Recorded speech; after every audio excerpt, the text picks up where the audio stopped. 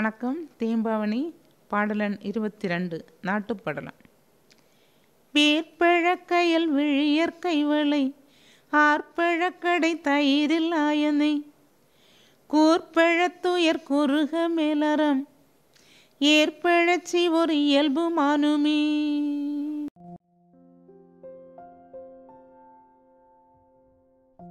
அன்பு நண்பர்களே வணக்கம்.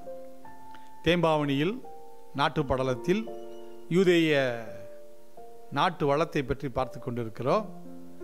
22வது பாடல். இந்த பாடல் தயிர் கடைந்து கொண்டிருக்கக்கூடிய ஆய்ச்சியர் பெண்களை பற்றி பாடுகிறது.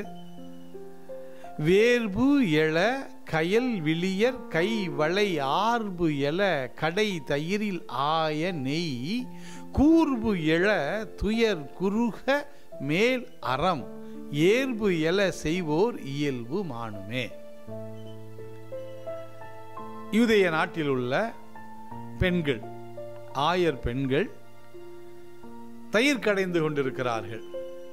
அவர்களுடைய கண்கள் கயல் விழி மீன்களை போன்று விழியுடைய அந்த பெண்கள்.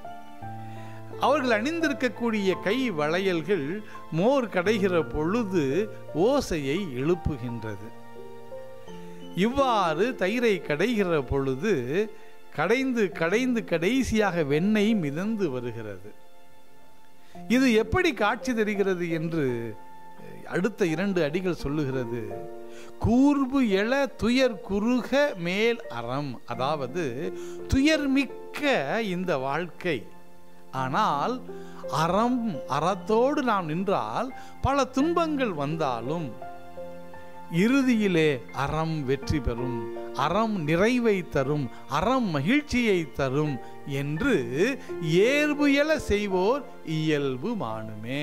அதாவது உயர்வுடையவர்கள் எண்ணுவார்கள், தங்களுடைய வாழ்வு எவ்வளவு கஷ்டமாக இருந்தாலும் துன்பமாக இருந்தாலும் தான் அறத்தோடு நின்றேன், உண்மையாக இருந்தேன், கடினமாக உழைத்தேன், நீதியையே நிலைநாட்டினேன் என்று வாழ்கிற ஒருவருடைய வாழ்க்கையில் எவ்வாறு துன்பம் மோர் கடைகிற பொழுது கலங்க கலங்க கலங்க துன்பமாக இருக்கிறதோ, அதுபோல் துன்பம் மிகுந்திருந்தாலும் கடைய நெய் எவ்வாறு வருகிறதோ அதுபோல இந்த துன்பமிக்க வாழ்க்கையில் எனக்கு தரக்கூடிய ஒரே நிறைவு, நான் நீதிமான், நான் உண்மையுள்ளவன், நான் அறத்தோடு வாழக்கூடியவன், எல்லோரையும் அன்பு செய்யக்கூடியவன் என்கின்ற அந்த நிறைவான உள்ளம், அதுதான் இங்கே வெண்ணெயோடு ஒப்பிடப்படுகிறது.